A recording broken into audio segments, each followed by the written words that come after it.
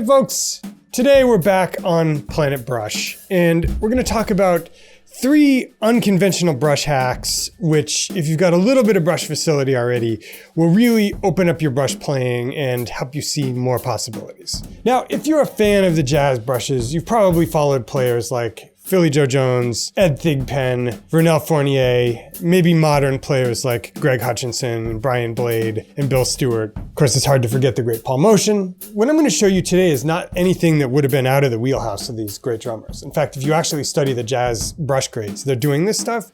It's just that it's not taught in that many books. But if you feel kind of constrained when you play the brushes, like you're kind of trapped in a pattern, these are kind of some prepositional phrases that within that brush sentence will break you out of doing things the same way every time and give you more creativity. Today on 80/20, 3 unconventional brush tips you probably haven't heard. Stay tuned.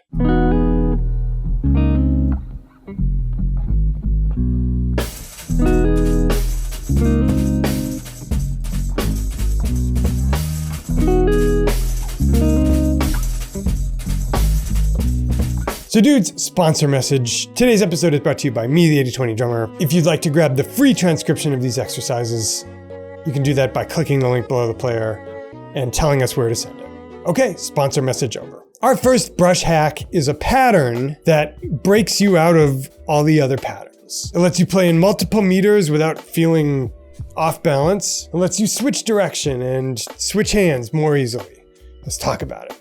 The first unconventional brush hack you maybe haven't heard of is moving your hands in a half moon shape.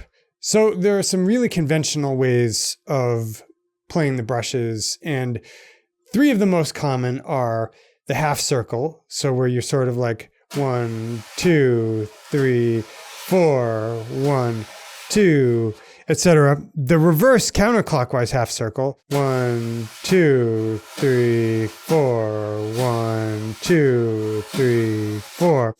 And the sort of Ed Thigpen, Bill Stewart side to side stroke. 1, 2, 3, 4, 1, 2, 3, 4. But what gets less airplay is the half moon shape, which, roughly speaking, you start with the lead hand at the top, the sort of 12 o'clock on the drum, and the following hand in the 6 o'clock position. You switch them, and then you switch them back. And at every point where the brush turns around, you're making a whip motion.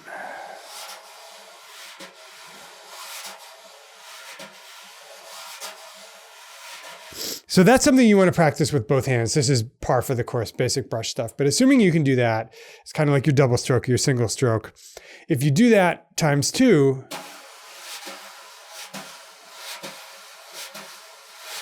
it gives you this really great multi-directional way to mark the beat that has more travel across the surface than the straight linear side-to-side Ed Thigpen, Bill Stewart thing.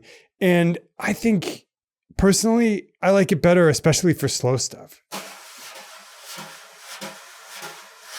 The other thing is it's meter agnostic. So if you want to play 3, 1, 2, 3, 1, 2, 3. You want to play 5, 1, 2, 3, 4, 5, 1, 2, 3, 4, 5. So there are 2 ways you can add the skip note to that. One is with a swish stroke, a flick of the wrist if you're using trad grip, or just a side to the side with the wrist if you're using matched. And that would sound like this.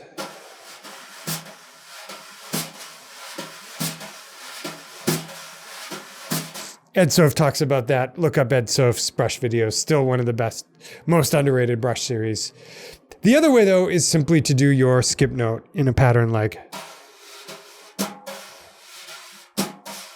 or you can do it this way.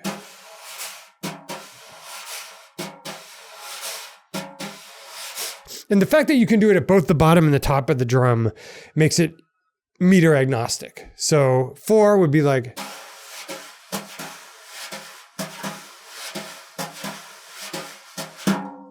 but 3 would be like 1, 2, 3.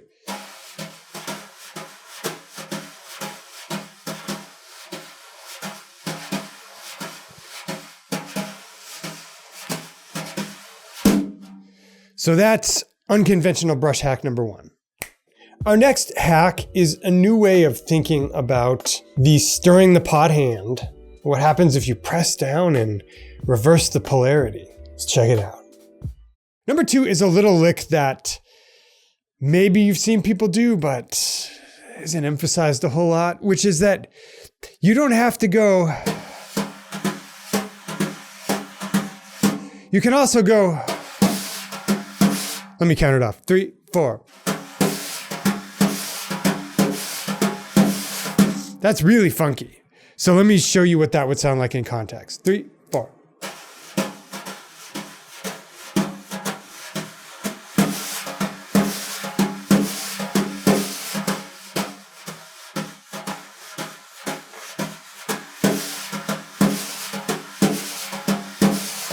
It's astonishing to me how little people talk about that. You can also make a 3-beat phrase out of it by swiping both ways. 1, 2, 3.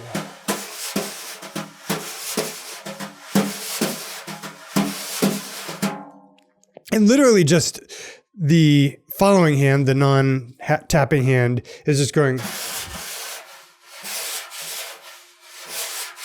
So it's kind of up to the circumference, across, back to the center, up to the edge, across, back, across. The lead hand is just going 1, 2, 3.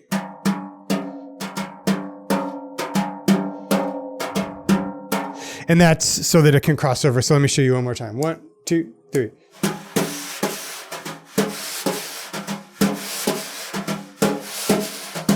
And you can play that in 3. You can also play it over 4. So 1, 2, 3, 4. 1.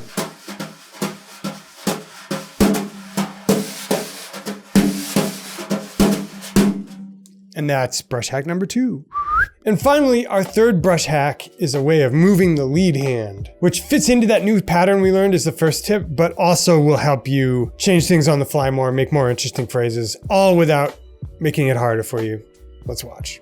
Brush hack number 3 is something that, to be honest, Ed Soph talks about, but I think you can adapt to more things than he talks about, but his video is short. But it's the side-to-side motion with one hand while you do a flick motion with the other. So if we think about 8th notes, that would be like 1 and 2 and.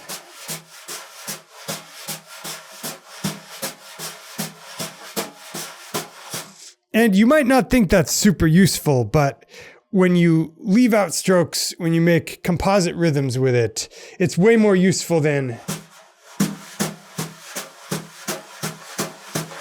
Because, let me just show you.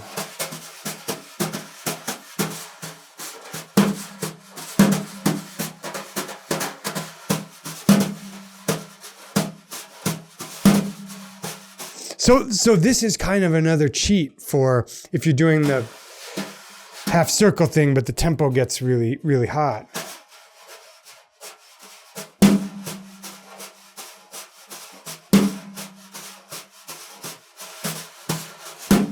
And you can go in and out of that. You can change the pattern as you're playing. But it solves the problem of if you're maneuvering the following hand around, you very rarely want to leave dead air with nothing on the drum. You want to be stirring the pot with something all the time. This is another thing that people don't talk about enough. What are you supposed to do when you're picking up the following hand to do an accented stroke? So say you're doing.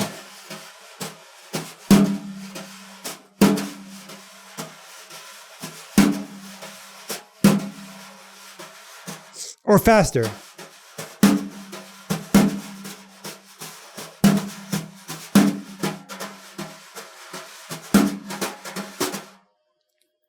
This left to right stroke will give you a lot. I'll show you 2 variations of it. One, as I said, is just 3 and 4 and. That's a good one to practice. But another good one is. Let me count that out. 1, 2, 3, 4.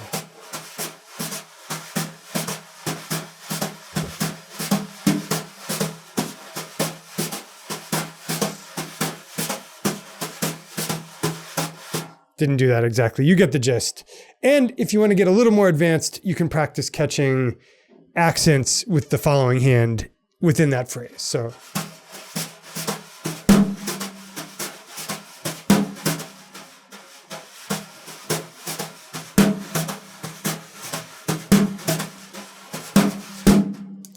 And that's it. Those are 3 unconventional brush hacks that if you're already kind of an intermediate at brushes, will hopefully give you some new ideas, start to open things up a little with the brushes. This neglected, underrated tool that everybody's afraid of, I was afraid of, but once you put some time into it, really beautiful, gives you some ideas. It's a great cross-training device. Anyway, dudes, that's how you get the gig.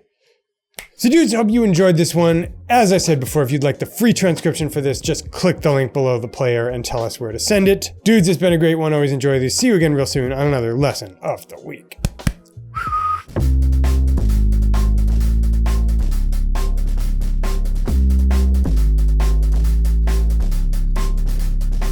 All right, we did it. We did it again. We did a thing. A thing has occurred. A thing happened. A thing happened right here in this room.